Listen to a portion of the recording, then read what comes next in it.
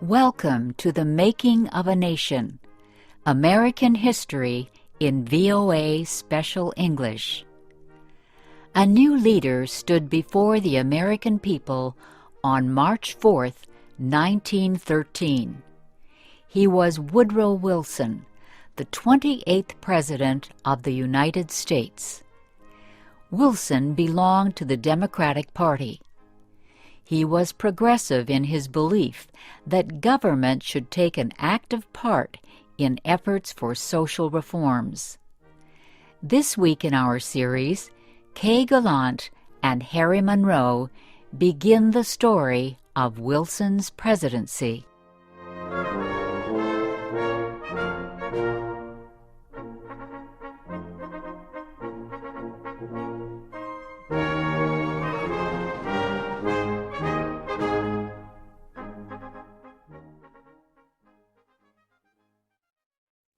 Woodrow Wilson had spent most of his life at Princeton University. First, he was a professor. Then, he was university president.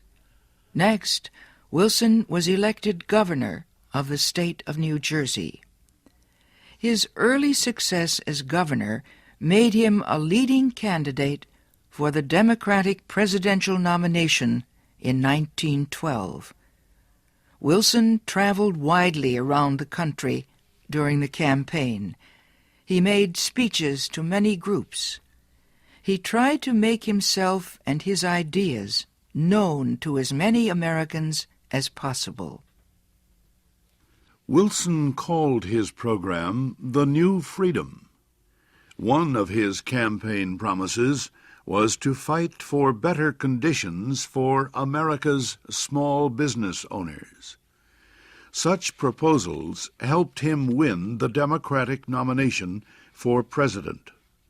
Then he defeated President William Howard Taft and former President Theodore Roosevelt in the election.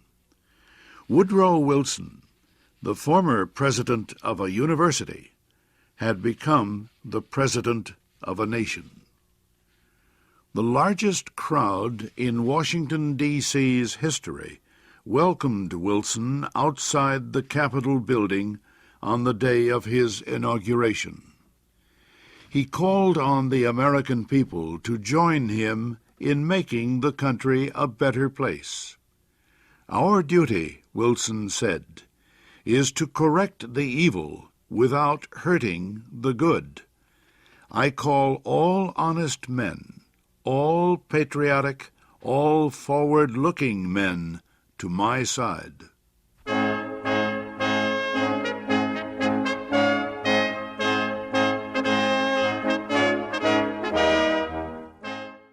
Wilson wasted no time. He immediately called a special session of Congress to act on Democratic campaign promises to reduce import taxes or tariffs. Wilson felt strongly about the need to reform these taxes. He broke tradition by leaving the White House to appear before Congress in person to appeal for his tariff proposals. Many members of Congress opposed Wilson's plans, but the new president used the results of a Senate investigation to win the fight. The investigation showed that a number of senators owned companies that depended on high tariffs for their profits. The votes of these senators were influenced by their property holdings. Public knowledge of the situation forced many of them to give up their holdings and stop resisting tariff reform. Congress finally approved Wilson's proposals. Lower tariffs reduced the amount of money taken in by the federal government. So the Senate also approved a tax on income or earnings. A constitutional amendment had been passed earlier to permit such a tax. President Wilson and the Democratic Party were pleased with the new tariff and income tax bills. But they were far from finished. Next, they turned their efforts to reform of the banking industry. For several years, many people had recognized the need for changes in the banking system. The old system of uncontrolled private banks had developed years earlier, before the United States became a major industrial nation. Many people agreed that a more modern system was needed, but they could not agree on details.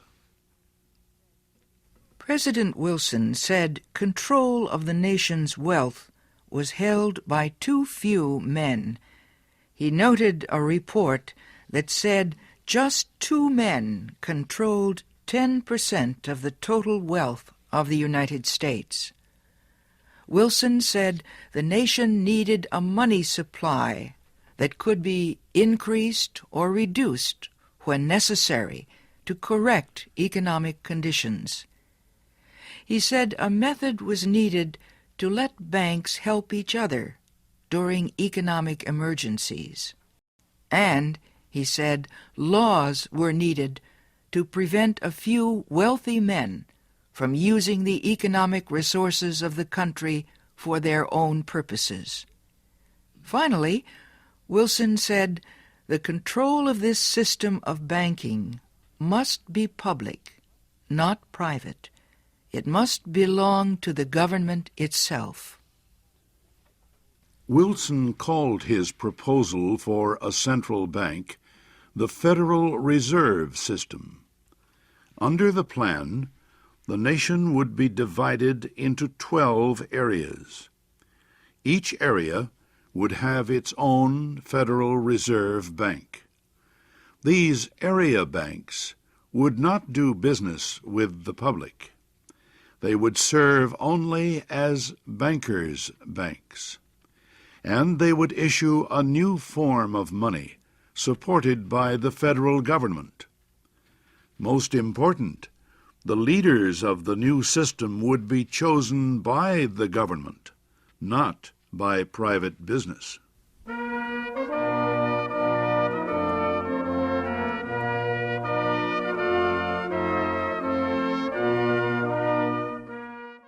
Bankers, business leaders, and their representatives in Congress sharply criticized President Wilson's proposals. They said government control of the banking system was socialism, not capitalism. But Wilson refused to change his proposals, and he helped to lead the fight to make them law. Finally, Congress agreed.